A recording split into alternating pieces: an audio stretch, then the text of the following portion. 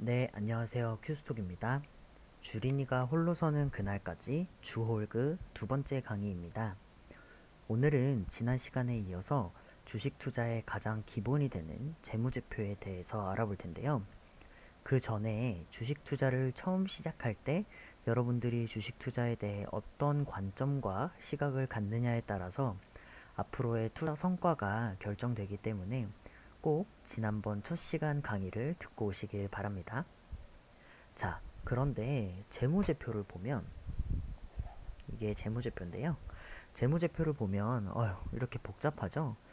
주식 초보분들은 이 재무제표 안에서 도대체 어떤 것들을 봐야 하는지 그리고 여기 있는 내용들을 어떻게 이해해야 하는지 굉장히 난해하실 텐데요. 주홀그에서는 모든 투자의 기본이 되는 가장 핵심적인 것들만 소개시켜 드리려고 합니다. 먼저 아래 3개 사이트에 가면은 재무제표를 쉽게 볼 수 있는데요. 사실 여기 나와 있는 다트나 FN가이드, 알파스퀘어 이런 사이트들 뿐만 아니라 여러분들이 이용하고 계시는 각 증권사 혹은 네이버 금융에서 어떤 기업의 이름을 검색을 하시면 재무제표를 쉽게 찾아볼 수 있으니까 꼭 한 번씩 들어가셔서 구경 한번 해보시고요. 여러분들이 재무제표에서는 가장 중요한 개념들만 알면 충분합니다. 자, 그래서 저는 여기 나와 있는 이 6가지 이것들만 똑바로 알아도 주식 투자의 기본은 완성했다 라고 생각을 하는데요. 하나씩 차근차근 살펴보겠습니다. 먼저 업종입니다.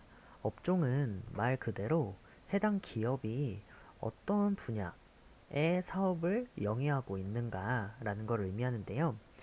사실 업종은 여러분들이 인터넷에 어떤 기업을 검색만 해도 쉽게 어느 업종에 속하는지 알 수 있는데요. 업종을 볼 때 가장 중요한 건 바로 이 두 번째, 관련 뉴스를 함께 참고해서 미래 전망까지 보면 좋다라는 것입니다. 내가 투자할 기업이 속한 업종이 미래에 과연 어떠한 기회 요인이 있는지, 그리고 혹은 어떤 위기 요인이 있는지, 이런 것들을 알고 있으면 당연히 좋겠죠.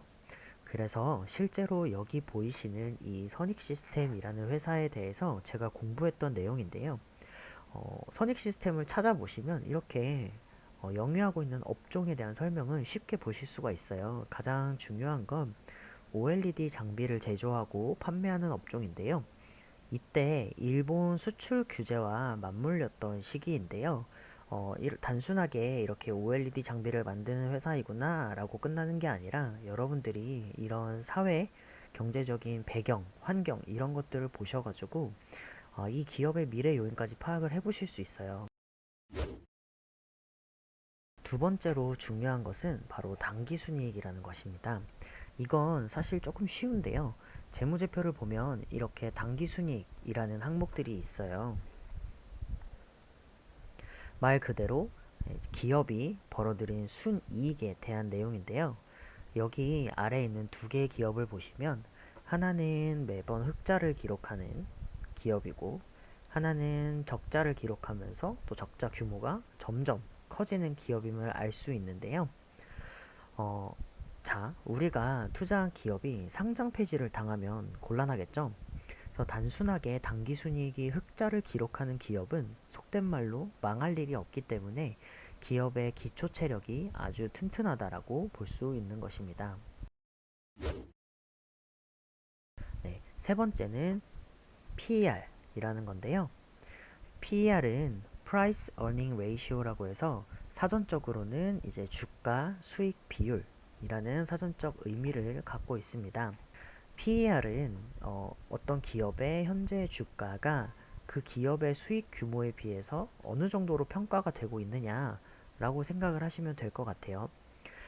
네, 여러분 그 주가라는 건 어떤 기업의 실적이나 경영 상태 같은 것들을 포함해서 어떤 기업이 갖고 있는 이 가치를 주식 시장에서 평가한 금액이에요. 평가한 액수가 바로 주가 라는 건데요.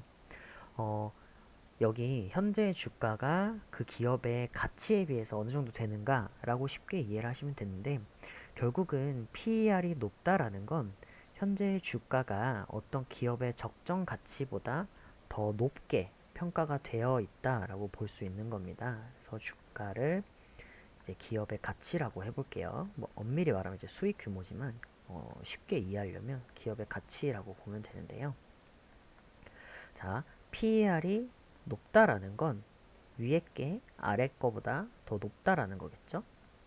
그러면은 그 기업의 가치에 따라서 적정하게 주가가 평가가 돼야 되는데, 실제 이 기업이 갖고 있는 가치보다 시장에서 더 높게 평가가 되어 있다는 뜻이에요.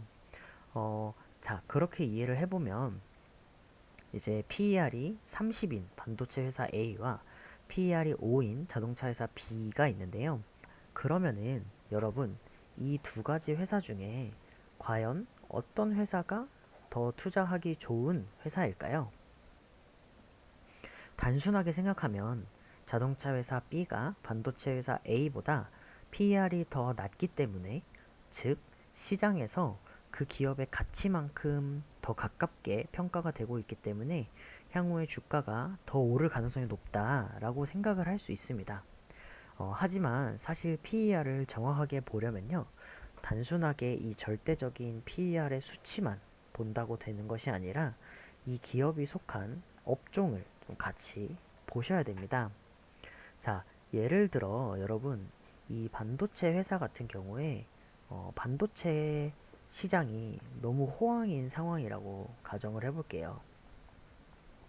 반도체 시장이 너무 호황이어서 반도체 기업들의 주가가 전부 다 오른 거죠. 지금 막 반도체 기업들이 아주 날뛰는 상황이라고 볼게요. 그래서 반도체 기업들의 주가가 다 올라가지고 반도체 기업들의 PER이 지금 다 높은 상황이에요. 그래서 반도체 기업의 평균 PER이 100이라고 볼게요. 그러면은 사실 이 반도체 회사 A는 똑같은 사업을 영위하는 다른 반도체 기업들에 비해서는 굉장히 주가가 저평가되어 있다. 즉 상대적으로 저평가되어 있다라고 볼 수 있는 겁니다. 예를 들어 자동차 시장이 지금 굉장히 불황이에요. 반대로. 그래서 자동차 회사들의 평균 PER이 2라고 해봅시다. 그러면은 이 자동차 회사 B는 자동차 시장이 굉장히 불황이어서 자동차 업체들의 평균 PER이 2인에도 불구하고 얘는 혼자 5배로 평가가 되고 있는 거예요. 그럼 이 경우에 이 B라는 회사는 상대적으로 오히려 고평가되어 있다라고 볼 수 있는 겁니다. 자, 이런 식으로 PER의 절대적인 값이 낮으면 물론 좋겠지만, 단순히 PER의 절대적인 수치만 보는 것보다는 내가 투자하고 싶은 기업의 그 업종의 평균적인 PER과 함께 고려를 하는 것이 더욱 정확한 판단 방법이라고 볼 수 있을 것 같아요.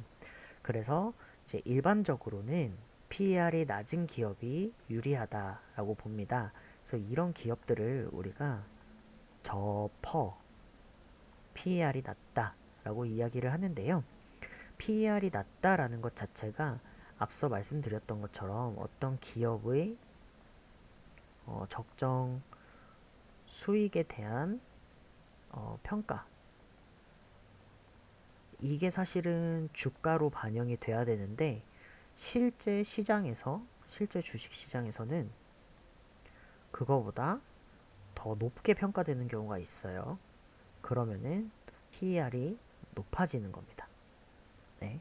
자, 그러면은 저희는 역으로 이 PER이 높다라는 것을 보면, 이 기업은 PER이 높기 때문에 실제 이 기업의 적정 가치보다 실제 주식시장에서도 더 높게 평가되고 있네. 좀 거품이 끼었네. 이거는 곧 주가가 제자리를 찾아서 하락할 거야. 이렇게 생각을 할 수 있는 겁니다. 물론 이게 100% 맞는 건 아니지만 일반적으로 이렇게 생각을 하기 때문에 PER이 낮은 기업이 주식 투자하기에 유리하다라고 할 수 있는데요. 앞에서 말씀드렸던 것처럼 여러분들이 어, 뭐 네이버 금융이나 재무제표를 보는 사이트에 가보시면 이렇게 경쟁 업체들의 재무 정보를 동시에 볼 수가 있습니다. 자, 그러면은 선익 시스템 같은 경우에는 한번 볼까요? PER이 15.88이에요. 근데 경쟁 업체들을 보면 인베니아 같은 경우는 11.93, SNU 같은 경우에는 9.13. 얘는 지금 NA로 나오죠. 그 이유는 당기 순이익이 적자이기 때문에 여기 보시면 이제 주가를 순이익으로 나눠서 계산을 해야 되는데 얘가 음수여서 계산이 안 되는 겁니다. 얘는 약간 제외하고 볼게요. 그러면은 자, 여러분 일반적으로 PER이 뭐 30보다 낮으면 적정 혹은 저 PER 이라고 보는데요. 선익 시스템 같은 경우는 PER 절대적인 값도 15.88로 뭐 적정한 수준이라고 볼 수 있어요. 그런데 같은 OLED 관련한 사업을 영위하는 이 세 가지 경쟁사를 봤을 때는 얘네들보다 PR이 더 높죠. 그러면은 이 업종으로 비교를 해봤을 때는 절대적인 수치는 적절한 수준이지만 경쟁사에 비해서는 좀 상대적으로 고평가가 되어 있다. 이렇게 볼 수 있는 겁니다. 그러면은 여러분들이 이제 나중에 배우게 될 차트를 이 세 기업의 차트를 모두 분석을 했을 때 예를 들어 SNU라는 기업의 차트가 더 좋다면 당연히 상대적으로 선익 시스템에 투자하는 것보단 SNU에 투자하는 게 더 좋은 방법이 될 수도 있는 거겠죠. 자, 그래서 오늘은 이렇게 업종, 당기순이익, PER 세 가지에 대해서 알아봤는데요. 재무제표를 실제 주식 투자에 꼭 사용하지는 않더라도 내가 재무제표를 볼 줄 아는 것과 볼 줄 모르는 것의 차이는 또 하늘과 땅 차이이기 때문에 반드시 숙지하시면 좋겠습니다. 자, 그래서 다음 시간에는 PBR과 ROE에 대해서 알아보도록 하겠습니다. 감사합니다.